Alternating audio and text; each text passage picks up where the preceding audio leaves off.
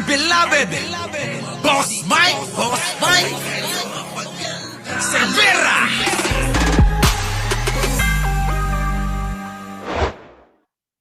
Isa sa anak stating na kapag hindi ka umuwi ng Pilipinas, para nating sinabi sa mga taong naniniwala sa atin na mahina tayo, na tumatakbo tayo, at makaka-epekto ito sa upcoming na eleksyon. Isa sa anak niya ang nag-ano, mga kababayan. Ito pala, meron palang dapat sisihin ng mga DDS. Alam niyo kung sino? Yung isa sa anak ni Digong. Kaya pala, mga kababayan, etong si Digong nahuli na hindi pa naman dapat, pinauwi nung anak. Ayaw po pala ni Digong na umuwi muna. Yung anak, mga kababayan, sabi, umuwi ka na. Wala namang warrant eh. Oo, walang warrant. Umuwi ka na. Yung pala yan, ito, pambansang marites. Pakinggan natin. Pasok. Tuloy pa rin ang plano. Dito, umpisa natin. Ikukwento ko or ichichika ko sa inyong lahat kung paano ba talaga nangyari behind the scenes yung pagkaka-set up ng pag-aresto kay former President Rodrigo Duterte sa kinagibihang yon at sa mismong araw na yun.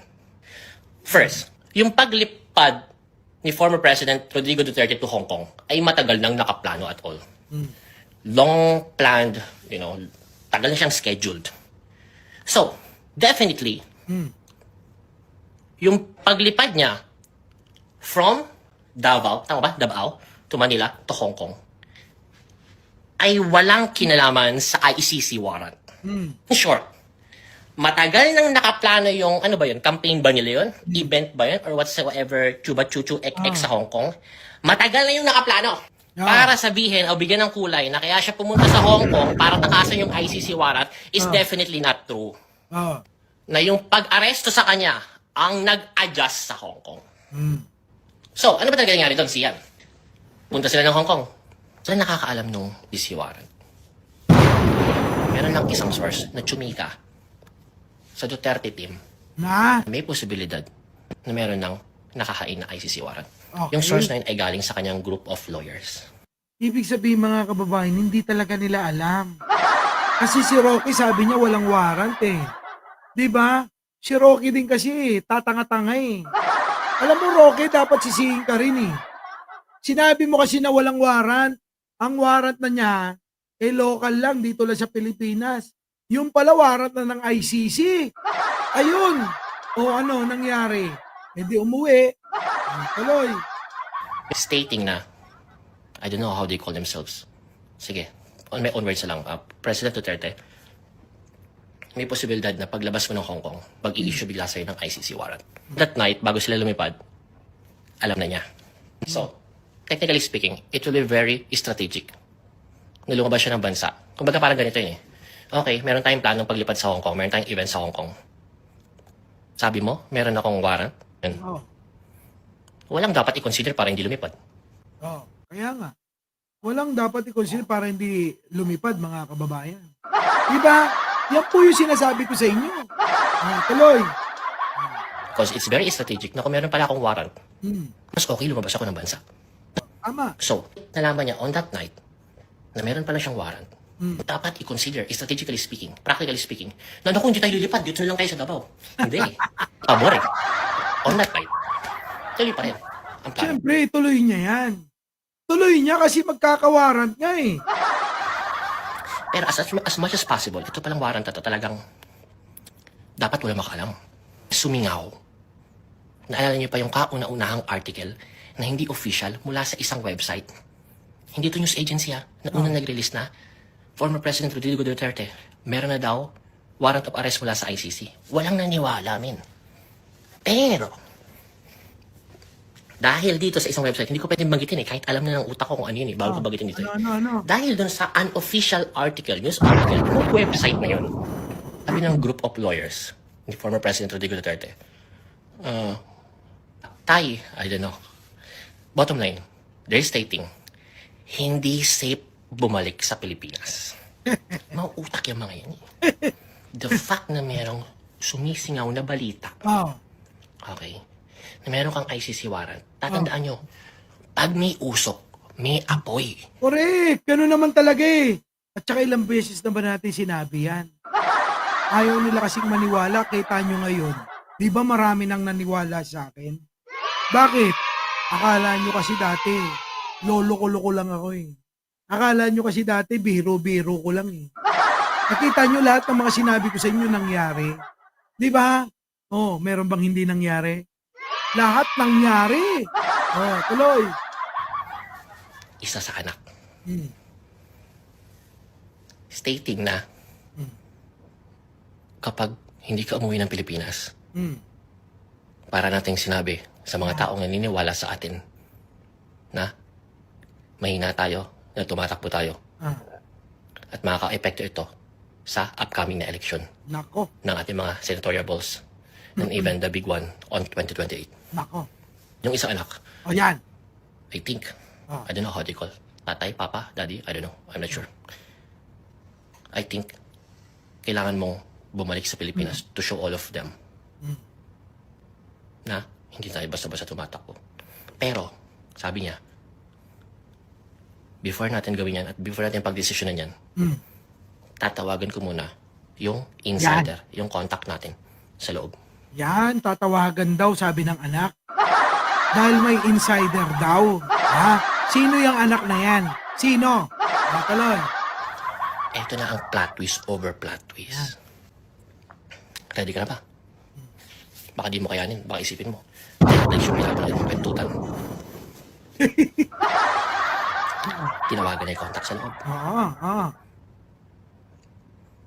Pagtawag sa contact, sabi ng contact, balikan ko po kayo after a few hours. Ano sabi? Bumalik Nako. after a few hours. Hindi po totoo yung warrant. Nako! Propaganda lang po ito. Nako, sabi pa naman sa anak, hindi totoo yung warrant, propaganda lang daw. Patay, nabudol. Tuloy. Paano nangyari yan? Ah. Na-identify na pala nila na itong contact o tanim nila sa loob na insider ay hawak ng Duterte camp. Nako. Binigyan siya ng wrong info Nako. via message. Patay. Stating sa lahat ng staff sa loob. Alright. Na mala, group message, group chat. Alam mo yun, yung send to many. Oh. Na yung warrant ay hindi totoo. At wala tayong any confirmation na natatanggap dito. Pero sa kanya lang sinend. Patay. Kasi alam na magre-report siya sa kabila. Banat niya na fake lang po yan, hindi yan totoo. Grabe, no? Kita nyo yung diskarte, no? Eh, para bang alam namin magre-report ka. Kaya, isisend namin sa iyo yan. Kaya yun, mga kababayan, ano nangyari? Eh, kasi may mga umaano dyan kasi mga kababayan eh. Mga nagwawalang ya kay Pangulo eh. Oo, shoutout sa inyo ha. Sorry naman, di ako ma-shoutout sa inyo. Di ko ma-shoutout isa-isa. O, tuloy. Kasi talagang taas dito sa loob eh. Nako. Nag-book agad sila ng flight para kinabukasan. Sabay announce sa lahat na Tatay Digong Oh, uuwi bukas, lalapag alas 9, bla bla bla. nako, patay. Bago pa lang lumipad, alam na agad nila na merong ganong possibility. Aha, Pagdating nila dun sa Hong Kong, binilaan siya ng mga lawyers na wag umuwi. nako, Delikado. patay. Alright? Hindi worth it ang risk. Kaya lang merong nakialam na isang anak na ulitin ko, meron nakialam na isang anak na pinakinggan ni former President Rodrigo Duterte. Sisihin nyo yun. Sabi ko sa inyo mga DDS, kayo lang din ang may problema. Kaya yung sinasabi kong wasak na sila, mga kababayan, wasak na. Bakit to? Eh, ultimong anak, pinapahamak yung ama. Tapos isisisi nyo kay Pangulo yung katangahan ninyo. Sabihin mo, Duterte, yung anak mo tatanga-tanga. Biruin mo, binigyan ka ng impormasyon na mali-mali. Ayan, tuloy. Imbis na tumakbo ka ng China, umuwi ka na lang, akala mo wala talaga. Yun na nangyari mga kababayan. Tuloy. Kasi meron daw siyang insider sa loob. Ah. Na nagsasabi na hindi daw yun totoo. Yung warrant. Kaya lang ito palang insider sa loob ay identified na kaya feed siya ng wrong information para mag-report ng wrong information sa akin. Kilala ko yan, putang ina, kilala ko yan. Ay! Naalala nyo ba kung bakit maraming nawala? Alam nyo ba yon? Kilala ko yan, putik na yan. May mga tinanggal, di ba, mga kababayan? May pinagsisibak. Kailan lang?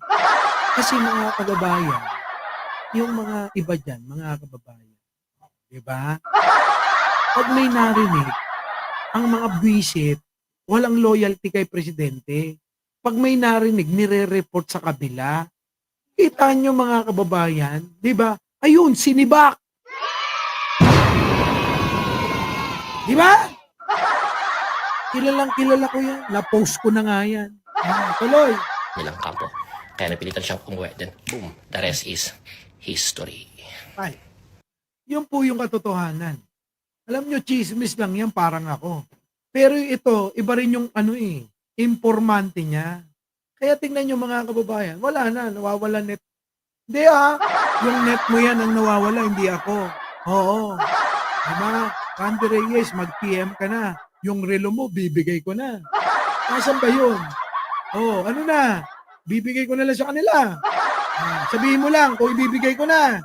So mga kababayan, meron pa ho akong tatalakayin bukas na. Tutuloy ko to bukas. Medyo papahinga ko lang uli yung boses ko, no? Maraming salamat po sa halos 15,000 na nanood, na nakaantabay sa atin.